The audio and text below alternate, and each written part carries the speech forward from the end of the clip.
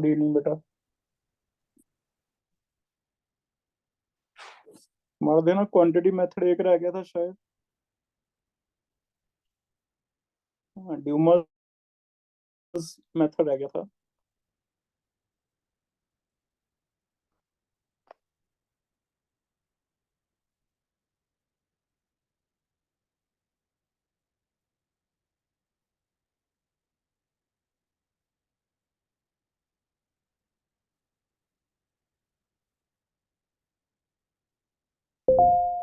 Carbon and hydrogen के लिए कौन सा मेथड पढ़ा है हमने? लीबिग।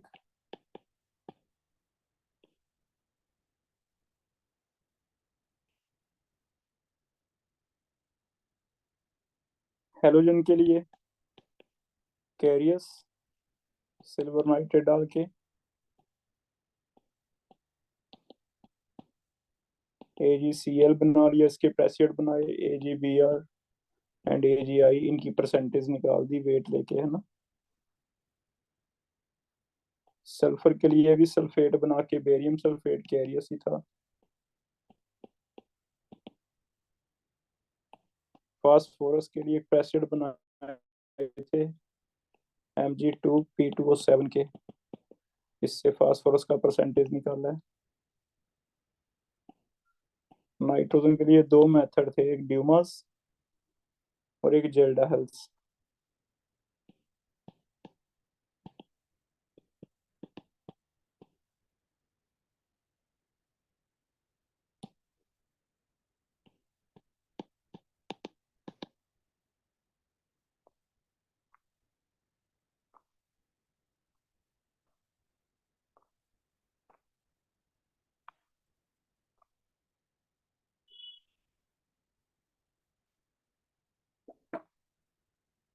चेक करो क्या सिर्फ यही वाला बचा ना, जेल्डा हेल्स? ड्यूमास हमने कर लिया था शायद।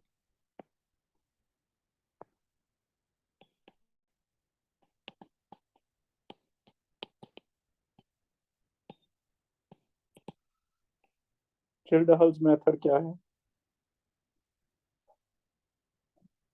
इसमें हम नाइट्रोजन कंटेनिंग कंपाउंड को नाइट्रोजन में नहीं कन्वर्ट करते, अमोनिया बना के टाइटेट करते हैं।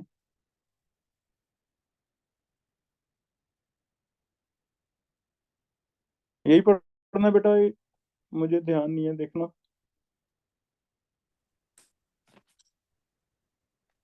गुरशीष, सर कजिल्डा हल तो हो गया था सर। हो गया था? Yes sir.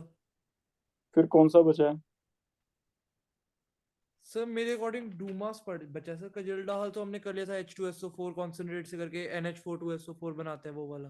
ये तो हो गया ड्यूमस सर। तो नाइट्रोजन वाला था।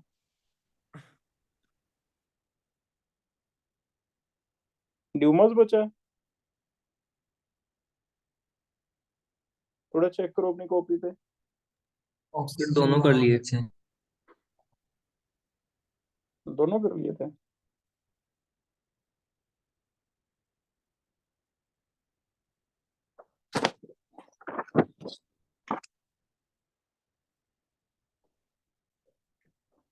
जेल्डा ये वाला था। पहले हम इसमें ऑर्गेनिक कंपाउंड में कंसंट्रेटेड सल्फ्यूरिक एसिड डाल के थोड़ा हीट करते हैं,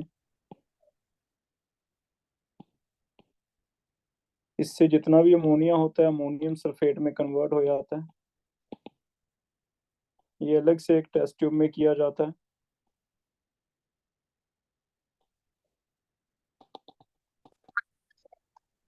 इसे कहते हैं डाइजेशन। ये जो बन जाता है अमोनियम सल्फेट, इसे दोबारा हीट किया जाता है ताकि इसमें से अमोनिया बन जाए।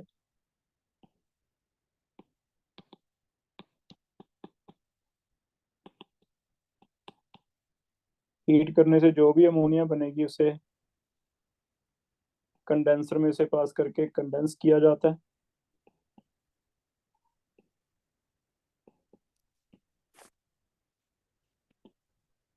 और इसे डाला जाता है सल्फ्यूरिक एसिड में, डाइल्यूट में।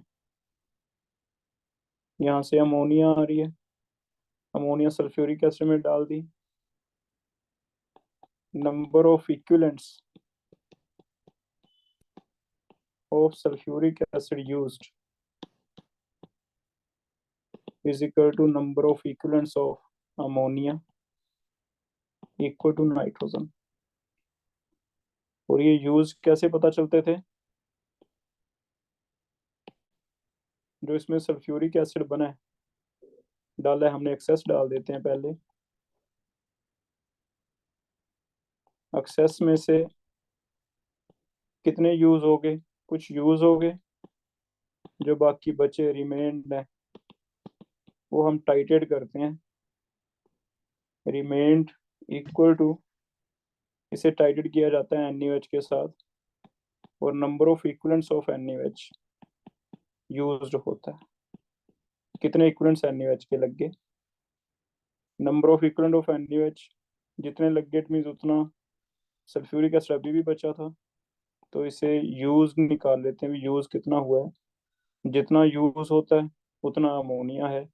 मान लो हमने 10 इक्विवेलेंट डाल दिए सल्फ्यूरिक एसिड के, 10 में से अमोनिया ने यहाँ कितने रिएक्ट किए होंगे अमोनिया से हमें नहीं पता, एक्स रिएक्ट करके बचे कितने वो NaOH से हमें पता चल जाता है। मान लो NaOH के 2 इक्विवेलेंट कंज्यूम हुए, तो हम कहेंगे एक्स कितना था, 8। और ये 8 इक्विवेलेंट किसके थे? अमोनिया के। 8 ही किसके? नाइट्रोजन के। इसका हम वेट निकाल लेते हैं, वेट निकाल के परसेंटेज निकाल देते हैं। तो ऐसे होता है। इसमें कई बार थोड़ा सा कैटलिस्ट भी डालते हैं, कॉपर सल्फेट का, डाइजेशन में। वो कैटलिस्ट का काम करता है।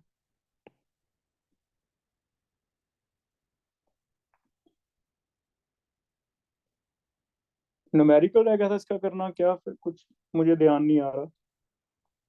हो गया था सर, एनसीईआरटी से आपने एक न्यूमेरिकल करवा दिया था। बस करवा डाइजेशन दिया वाला था। स्टेप नहीं लिखा था, बस डाइजेशन वाला स्टेप नहीं लिखा था फर्स्ट टाइम। अच्छा, बाकी सारा किया बाकी हुआ ठीक है। Yes sir.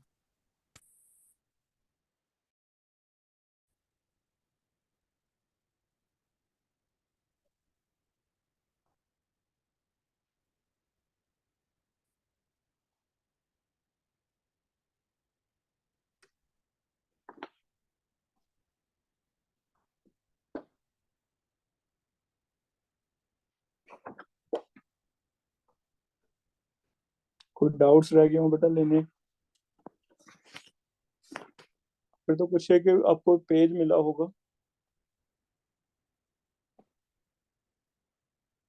कुछ एक प्रोसेसेस हैं प्योरिफिकेशन की, वो रह गई हैं। वो पेज से देख लो। जैसे पहली प्रोसेस है क्रिस्टलाइजेशन।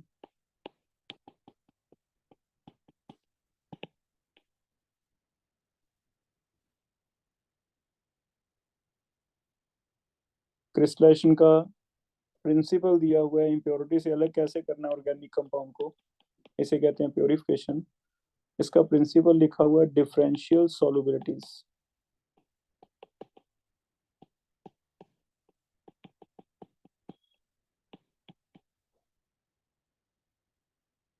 ऑर्गेनिक कंपाउंड और इम्प्योरिटीज को सेम सॉल्वेंट में डिसॉल्व किया जाता है।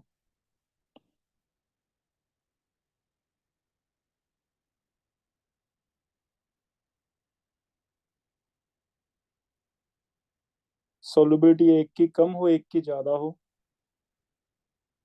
एक घुल जाएगा, एक नहीं घुलेगा, इससे हम सेपरेट कर लेते हैं। जैसे एग्जांपल इसकी दी हुई है, sugar and salt. In alcohol में डिसॉल्व किया जाता है, पानी में नहीं घोलना, पानी में तो दोनों घुल जाएंगे। शुगर अल्कोहल में डिसॉल्व हो जाता है due to H bonding,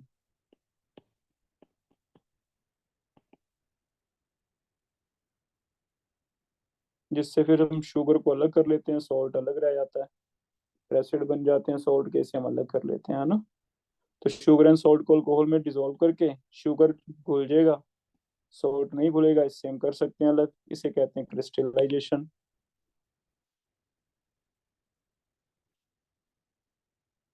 high temperature पे किया जाता है, हॉट चाहिए होता है।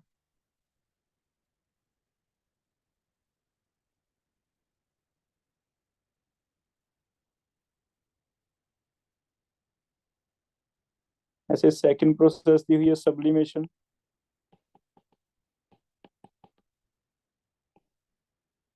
सब्लिमेशन तब यूज करते हैं जब कोई एक सब्लाइम हो जाए इम्प्योरिटी, या फिर ऑर्गेनिक कंपाउंड में से कोई एक सब्लाइम हो जाए। तो सब्लिमेट एंड नॉन सब्लिमेट, इनका सेपरेशन करते हैं। जैसे आयोडीन सब्लाइम हो जाता है तो आयोडीन कहीं इम्प्योरिटी है तो उसे हम कर सकते हैं अलग। जैसे सोडियम क्लोराइड में आयोडीन की अगर इम्प्योरिटी है तो इसे कर सकते हैं, हीट करो, सोडियम क्लोराइड सब्लाइम नहीं होगा, आयोडीन के वेपर बन जाएंगे। इसके वेपर बन जाएंगे, इन्हें सब्लाइम करके अलग कर देंगे, पीछे आपके पास NaCl बच जाता है। तो इस तरह सब्लिमेशन हम कर सकते हैं।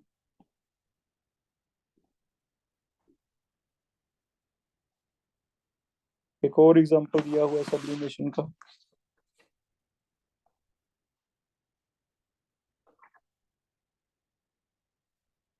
कैम्फर, नेफ्थेलिन, एंथ्रेसिन, बेंजोइक एसिड, इन्हें प्योरीफाई किया जाता है क्योंकि ये भी सारे सब्लाइम होते हैं।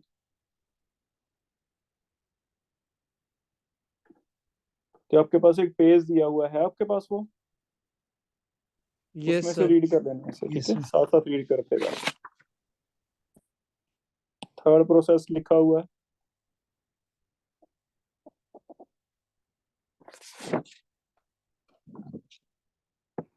डिस्टिलेशन।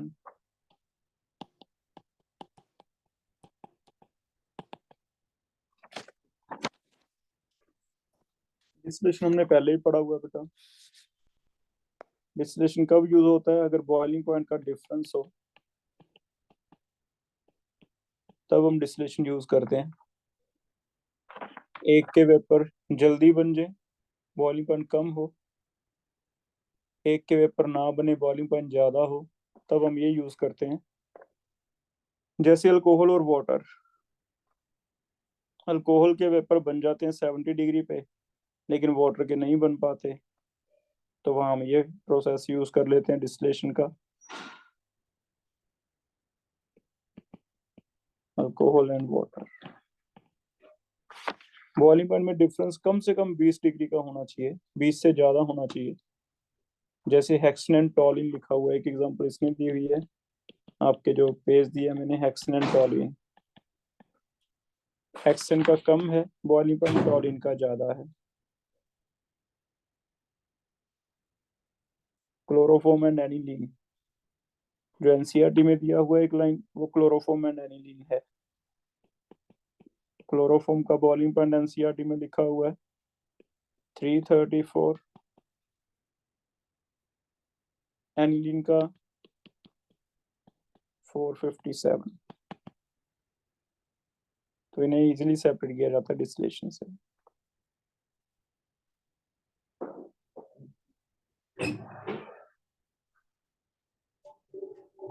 नेक्स्ट प्रोसेस है फ्रैक्शनल डिस्टिलेशन।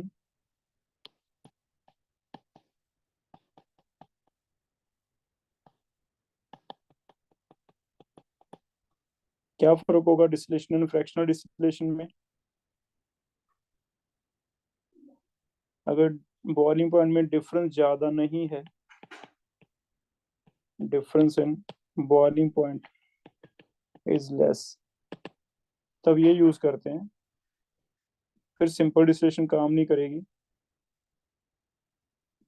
क्योंकि एक को आप वेपर बनाओगे साथ साथ दूसरे के वेपर बन जाएंगे।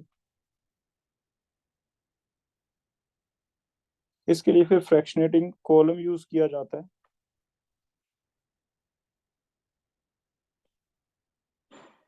फ्रैक्शनेटिंग कॉलम यूज कर लो।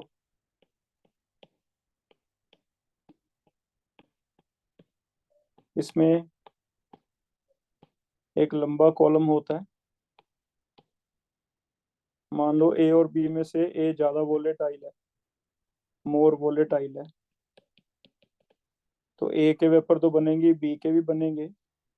जैसे ही दोनों के वेपर बनने स्टार्ट हुए, जैसे जैसे वेपर ऊपर जाएंगे, ए के तो ऊपर तक पहुंच जाएंगे, बी कहीं ना कहीं दूसरे नंबर पे या तीसरे नंबर पे जाके लिक्विड बन जाएगा। क्योंकि जैसे ही बी थोड़ा सा भी ठंडा होता है, वो जल्दी लिक्विफाई हो जाता है, तो बी यहाँ रह जाएगा या यहाँ रह जाएगा, ए फाइनली ऊपर निकल जाएगा।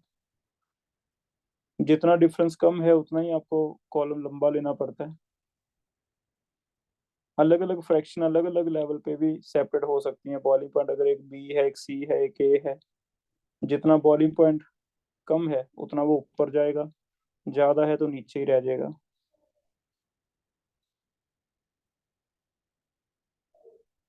इसे कहते हैं फ्रैक्शनल डिस्टिलेशन।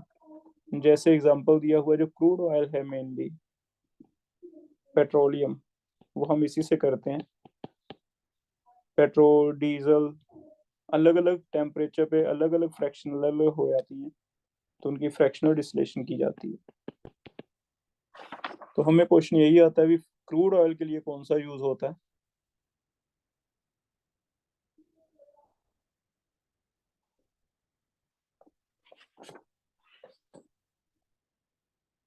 नेक्स्ट है,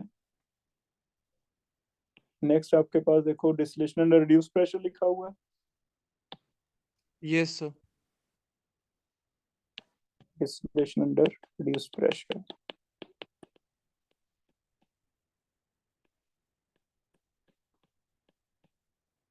कई बार डिस्टिलेशन अंडर रिड्यूस प्रेशर करवाते हैं हम।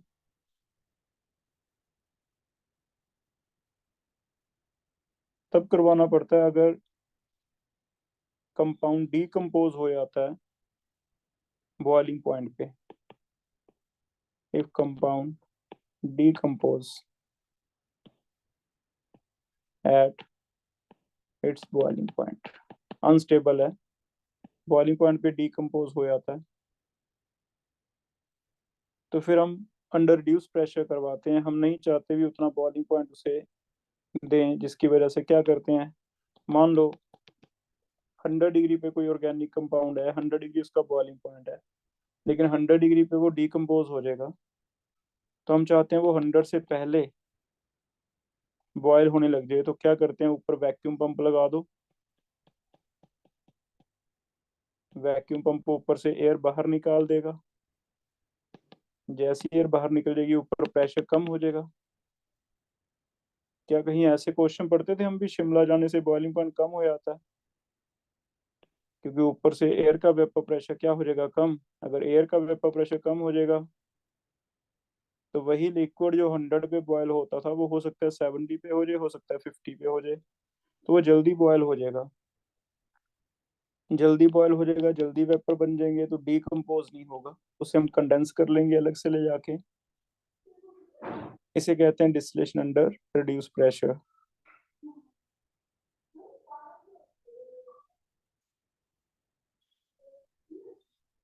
तो उसके लिए कंडीशन ये रहेगी कि एक कोई ऐसा लिक्विड आ गया जो बॉइलिंग पॉइंट जा ही नहीं सकते हम, डीकम्पोज हो जाता है।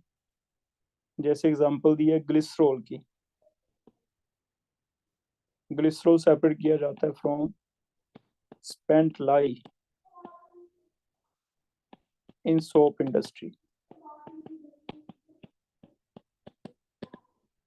सोप इंडस्ट्री में जो ग्लिसरॉल बाय प्रोडक्ट मिलता है और बाकी जो इम्प्योरिटीज हैं उसे कहते हैं स्पेंट लाई। उनसे ग्लिसरॉल अलग करने के लिए उसकी डिस्टिलेशन की जाती है, लेकिन ग्लिसरॉल जल्दी डीकम्पोज हो जाता है, तो उसकी डिस्टिलेशन अंडर रिड्यूस प्रेशर करवाई जाती है, ये वाली टेक्निक यूज करके। इसे कहते हैं distillation under reduce pressure. Vacuum pump से प्रेशर ऊपर कम किया जाता है।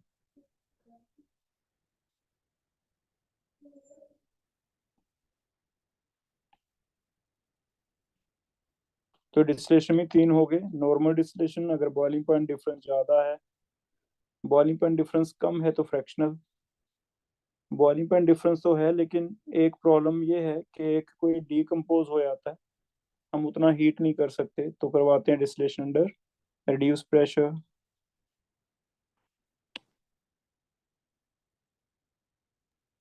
सर एक बार स्पेंट लाई का मतलब बता दो। जो भी इम्प्योरिटीज हैं बेटा पीछे बचती हैं उसे क्या कहते हैं, स्पेंट लाई। जैसे सोप होता है sodium salt of fatty acid, तो उसमें ग्लिसरॉल बाय प्रोडक्ट बनता है, सोप बनती है, और बाकी जो इम्प्योरिटीज बचती हैं उसे क्या कहते हैं, स्पेंट लाई। सर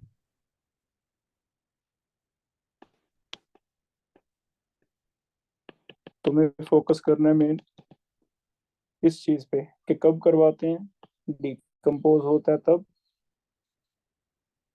ऊपर से वैक्यूम पंप लगा के रिड्यूस करते हैं, और एग्जांपल ग्लिसरॉल करवाते हैं किससे, स्पेंट लाई से। तुम्हारा क्वेश्चन ये रहेगा, ठीक है। Yes sir.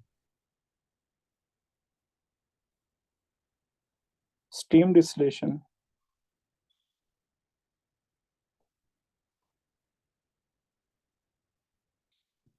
जो जल्दी डिकम्पोज हो जाते हैं उनको बॉयल करने के लिए एक और टेक्निक है। ऊपर से अगर प्रेशर कम नहीं करना तो प्रेशर ऑफ एयर इक्वल करना पड़ता है प्रेशर ऑफ लिक्विड के। हम ये भी कर सकते हैं कि थोड़ा सा स्टीम ऐड कर दें बीच में। स्टीम ऐड करने से कुछ स्टीम का प्रेशर होगा, कुछ लिक्विड का प्रेशर होगा, दोनों मिला के इक्वल टू एयर हो जाएगा। मान लो हमें एयर का प्रेशर 1 एटमॉस्फेयर है, कोई लिक्विड है, वो 70 डिग्री पे 1 एटमॉस्फेयर हो जाता है, लेकिन हम 70 चाहते नहीं हो, तो हम क्या करते हैं 50 पे उसे हीट कर देते हैं। 50 पे उसका प्रेशर 0.8 बन गया, 0.2 प्रेशर स्टीम का ऐड कर दिया, तो 50 डिग्री पे टोटल प्रेशर मिला के 0.2 स्टीम का और 0.8 इसका टोटल मिला के 1 हो जाएगा। 1 हो जाएगा तो मिक्सचर बॉयल करने लग जाएगा, बॉयल करने लग जाएगा, इसे डिस्टिल करके वेपर को अलग कर लो, वेपर को कंडेंस कर लो, कंडेंसेशन कंडेंसर में जैसे ये वाला था, दूसरी ओर ले जाओ, दूसरी ओर ले जाके इसे कंडेंस कर लो।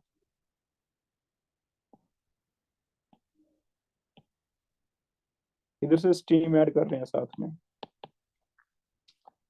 ए और इम्प्योरिटी है, ए के वेपर बन रहे हैं, साथ साथ स्टीम आ गई, एयर के इक्वल हो गया, बॉयल होने लग गए, जल्दी बॉयल होने लग गए, वेपर को इधर कंडेंस कर लो, इधर कंडेंसर लगाया होता है, कंडेंसर इसे ठंडा कर देगा, यहाँ निकाल दो, यहाँ ए आ गया, लेकिन ए के साथ स्टीम जो ठंडी हुई उसका पानी भी बन गया। लेकिन इसमें एक सिचुएशन है, इसमें हम तभी करते हैं अगर ए पानी के साथ इमिसिबल हो, A must be immiscible with water. और जनरली अगर ऑर्गेनिक कंपाउंड है तो इमिसिबल होगा, तो ता जो यहाँ दो लेयर्स बन जाएं, ए की और पानी की लेयर बन जाए, तो हम ए को पानी से अलग कर लें। अगर ये ए और पानी फिर से मिक्सअप हो जाए फिर तो हमने खुद ही इम्प्योरिटी ऐड कर दी, फिर दोबारा कोई टेक्निक यूज करनी पड़ेगी, फिर फायदा नहीं है। तो स्टीम डिस्टिलेशन और डिस्टिलेशन रिड्यूस प्रेशर में से आप चॉइस कर सकते हो। स्टीम वाला तब करवा सकते हो अगर जो आपने लिक्विड सेपरेट करना है, अगर वो लिक्विड पानी से मिक्सअप ना हो, इमिसिबल हो, तो जब इन्हें दोनों को अलग अलग कर लेंगे हम, तो दोनों को दोबारा से अलग भी कर पाए, इजीली लेयर्स बन जाएं, एक ऊपर एक नीचे अलग अलग कर लें, तब ये बेनिफिट है, नहीं तो इसका बेनिफिट नहीं है। तो डिस्टिलेशन में देख लो आगे, डिस्टिलेशन सिंपल हो गया, फिर फ्रैक्शनल हो गया अगर डिफरेंस कम है, फिर रिड्यूस प्रेशर और स्टीम डिस्टिलेशन हो गए अगर कोई ऐसा है जो डीकम्पोज हो जाता है। स्टीम डिस्टिलेशन के लिए स्पेशली उसने एक लाइन लिखी है, इमिसिबल विद वाटर होना चाहिए सब्सटेंस जिसे आप अलग करना चाहते हो, जैसे एनिलीन किया जाता है सेपरेट, एनिलीन सेपरेट कर सकते हैं क्योंकि एनिलीन वाटर का मिक्सचर बनेगा और वो भी अलग अलग होगा, डिजोल्व नहीं होता। नाइट्रोबेंजीन लिखा हुआ है, ऑर्थो नाइट्रोफिनॉल लिखा हुआ है, ब्रोमोबेंजीन, इन्हें आप प्योर कर सकते हो क्योंकि ये पानी से मिक्सअप नहीं होते।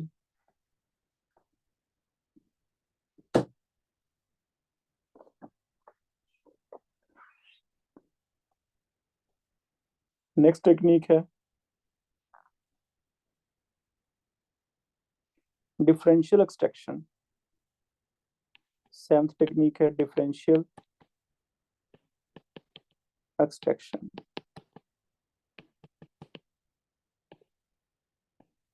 डिफरेंशियल एक्सट्रैक्शन कब यूज करते हैं? अगर ऑर्गेनिक कंपाउंड है और इम्प्योरिटी है, दोनों अलग अलग सॉल्वेंट में डिसॉल्व होते हैं, एक पोलर हो एक नॉन पोलर हो।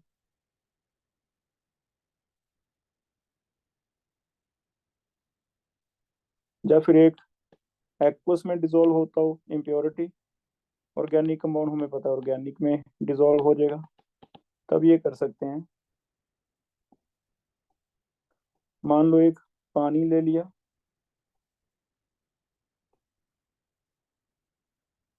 ऐसी एक फनल होती है जिसमें मिक्स कर लेते हैं, 2 लेयर्स बना लेते हैं कि पानी ले लिया, एक CCl4 ले लिया, एक CCl4 ले लिया, एक वाटर ले लिया।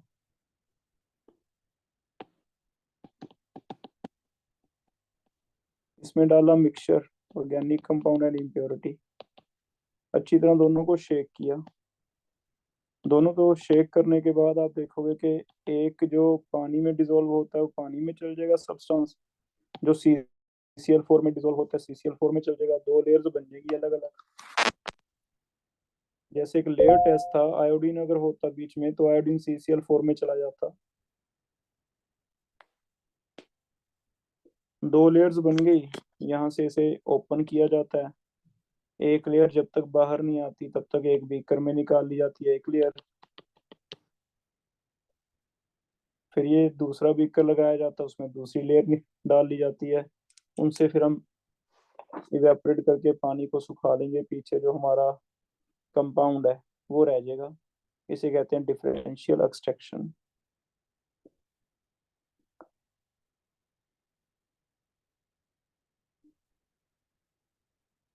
एग्जाम्पल दी हुई है इसकी, benzoic acid and benzene.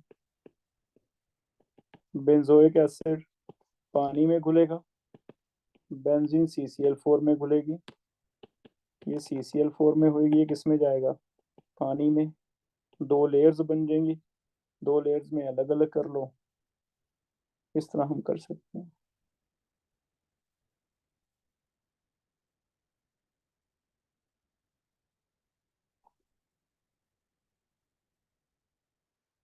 Last एक है क्रोमेटोग्राफी।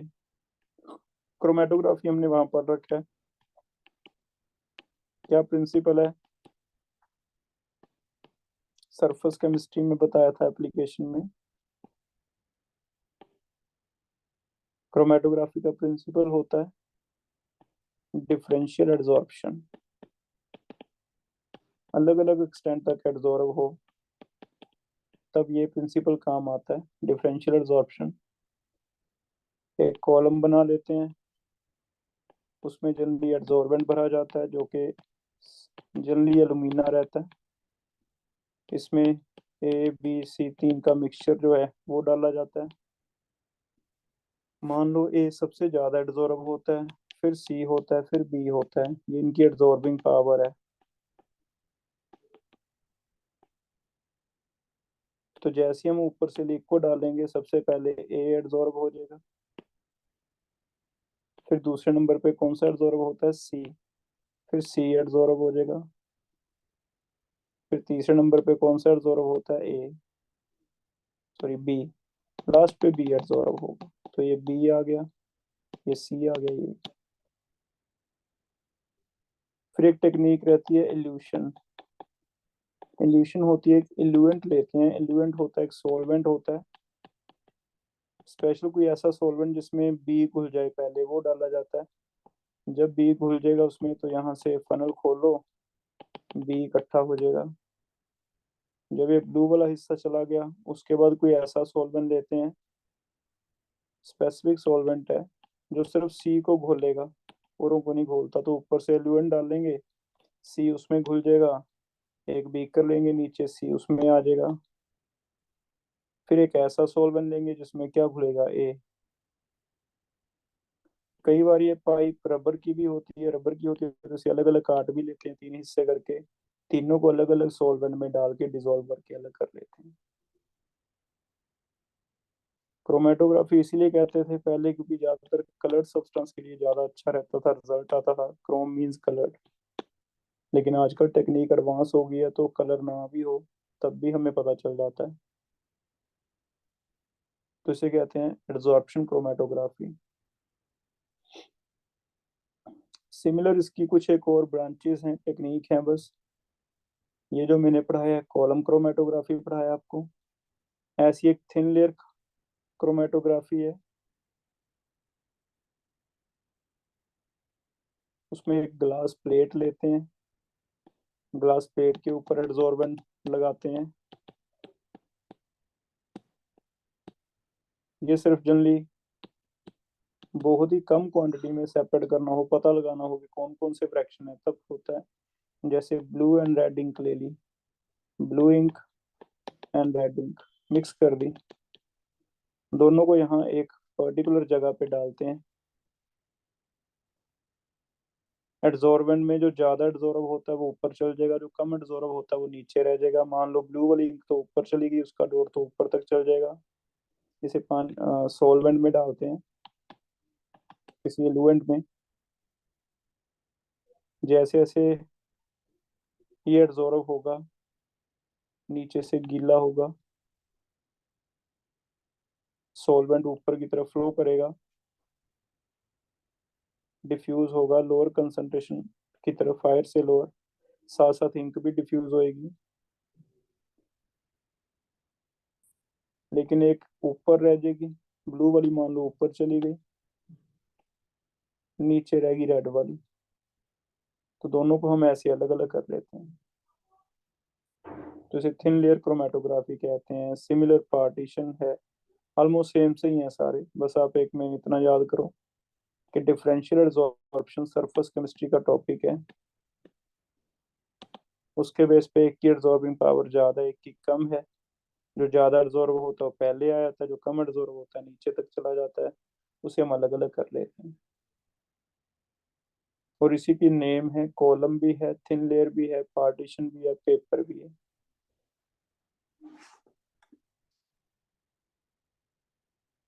ज्यादा क्वेश्चन बस मेन मेन सा ध्यान दे लो, क्योंकि ऐसे तो फिर बहुत लेंथी होता जाएगा हमारा सिलेबस। थोड़ा सा याद करो भी, क्रिस्टलाइजेशन होता है, डिफरेंट सोलुबिलिटी, एक घुले एक ना घुले, जैसे शुगर एंड सॉल्ट अल्कोहल में। सब्लिमेशन होता है, एक सब्लाइम करे एक ना करे, जैसे NaCl और आयोडीन, आयोडीन वेपर सब्लाइम कर जाते हैं। डिस्टिलेशन होता है, बॉइलिंग पॉइंट का डिफरेंस हो। ये कुछ एग्जांपल हैं, ये वाली स्पेशल है क्योंकि NCERT में लिखी हुई है। फ्रैक्शनल डिस्टिलेशन, बॉइलिंग पॉइंट का डिफरेंस कम हो तो कॉलम बना देते हैं, तो जो अलग अलग फ्रैक्शन अलग अलग टेम्परेचर पे लिक्विफाई करके अलग अलग निकाल लें, जैसे क्रूड ऑयल के लिए होता है, हाइड्रोकार्बन के लिए। डिस्टिलेशन अंडर रिड्यूस प्रेशर हमें तब करवाना पड़ता है जब बॉइलिंग पॉइंट तो डिफरेंस है, लेकिन बॉइलिंग पॉइंट से पहले कंपाउंड जो है वो डीकम्पोज हो जाएगा, तो ऊपर से प्रेशर कम करके हम बॉइलिंग पॉइंट तक जाते ही नहीं, हीट ही नहीं करते, उससे पहले ही उसे बॉयल करवा लेते हैं, उसे कहते हैं distillation under reduce pressure. Steam distillation तब करवा सकते हैं अगर इमिसिबल हो स्टीम के साथ लिक्विड, जिसे आपने अलग करना है, तो टोटल प्रेशर स्टीम का और लिक्विड का मिला के एयर के इक्वल कर दो, बॉयल होने लग जाएगा। कंडेंसर लगा के डिस्टिल करके अलग कर लो, लेकिन यहाँ पे एयर और वाटर इमिसिबल होने चाहिए ताकि अलग से दोबारा सेपरेट हो जाए, स्टीम डिस्टिलेशन है। ये वाला क्वेश्चन पूछा जा सकता है कि क्या कंडीशन है, तो प्रेशर एयर का must be equal to pressure liquid का प्लस वाटर का एट बॉइलिंग पॉइंट। कंडीशन पूछी जाएगी इमिसिबल होना चाहिए। एक एग्जांपल है एनिलीन, एनिलीन अलग करते हैं।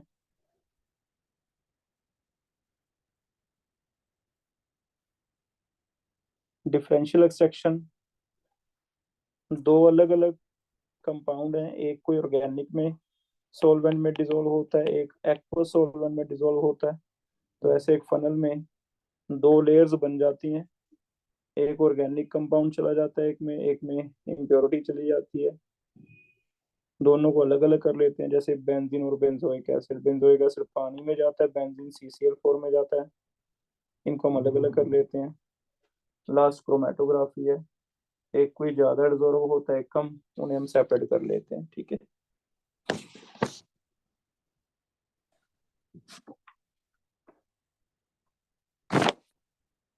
कर लोगे बेटा ये?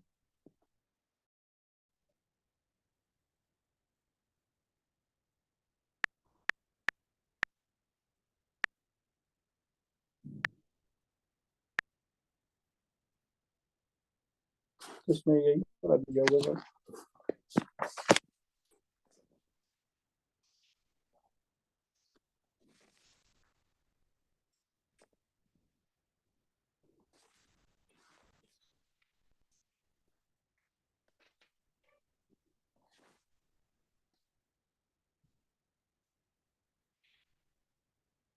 और तो कोई टॉपिक नहीं बचा हमारा। क्वाड्रेटिव एनालिसिस भी हो गया, सॉर्ट एनालिसिस, और ये भी हो गया प्योरीफिकेशन वाला।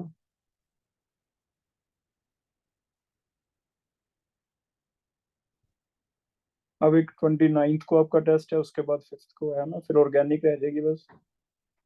5th वाला टेस्ट मेरे ख्याल ऑर्गेनिक का है आपका।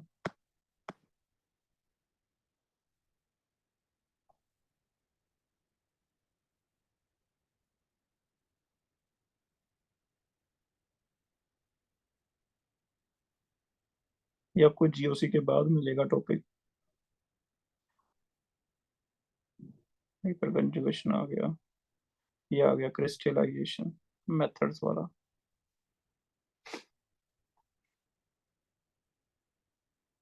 ये वाले मेथड है बेटा, सब्लिमेशन, क्रिस्टलाइजेशन, दिख रहे हैं आपको स्क्रीन पे?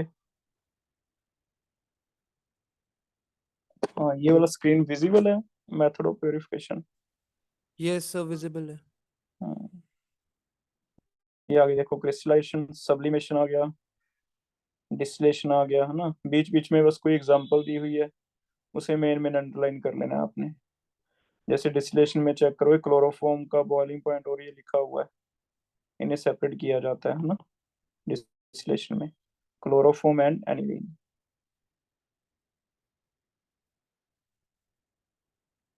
नेक्स्ट है fractional.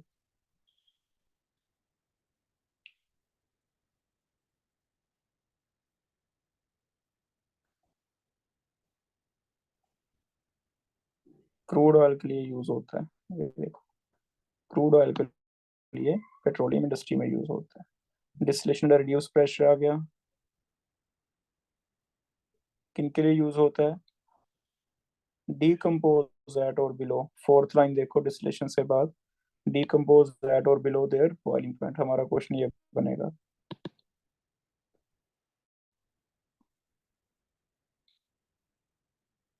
Glycerol can be separated from spent lie in soap industry, ये क्वेश्चन आएगा। स्टीम डिस्टिलेशन आ गया, जिनमें ये P1 प्लस P2 होना चाहिए, ये मेन है ना।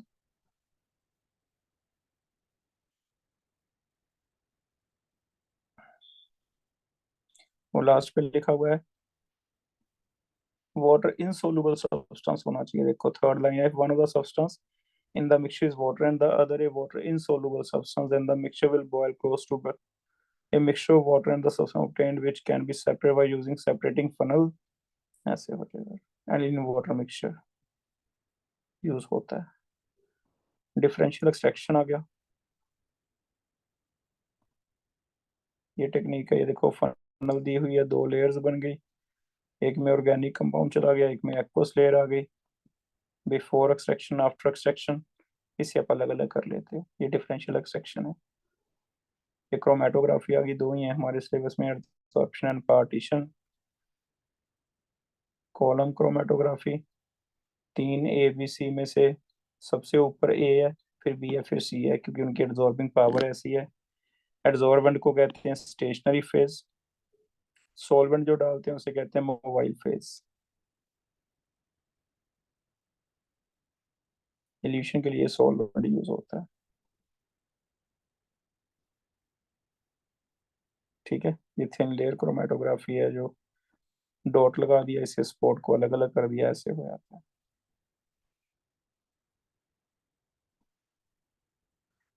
तो ये डिटेक्शन आ गई। क्वालिटेटिव एनालिसिस सी सेट detection of carbon, hydrogen, test for sulphur, nitrogen, ये सारा टॉपिक हमने पढ़ लिया। क्वांटिटेटिव आ गया, लीविंग मेथड, कॉपर ऑक्साइड वाला, न्यूमेरिकल भी हमने एनसीईआरटी में से कर लिए थे। ठीक है, कर लोगे फिर ये?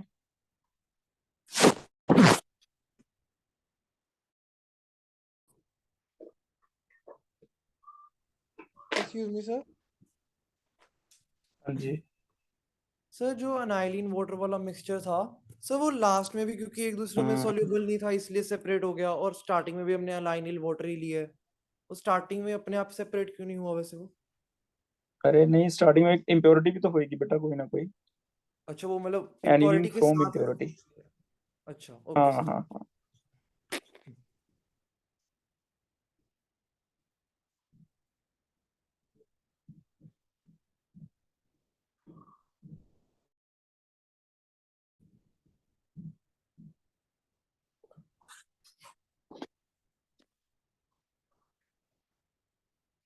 ठीक है, 29th को आपका टेस्ट रखा है।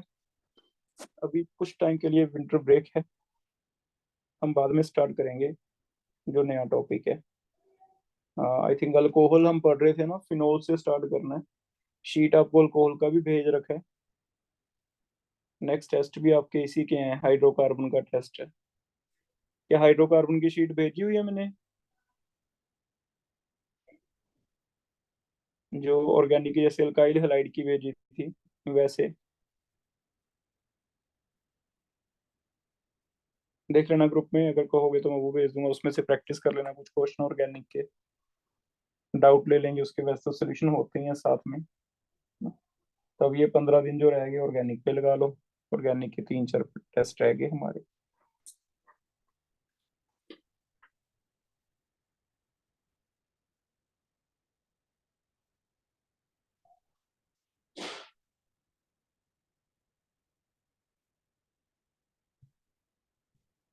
ठीक है बेटा, क्लास ऑफ कर रहा हूँ, ये पीडीएफ भेज दूंगा। एनसीईआरटी में से बस main main example note down कर लेना, वैसे तो मैंने इसमें लिखी हुई है जो पेज आपको दिया था। फिर भी पर्टिकुलरली कोई एनसीईआरटी की लाइन लिखी हुई है वो इसमें अंडरलाइन कर लेना। ग्लिसरॉल स्पेंटलाई वाली एनसीईआरटी की है line, aniline aniline water mixture वाली है, ये 2-3 जो है उसमें से अंडरलाइन कर लेना।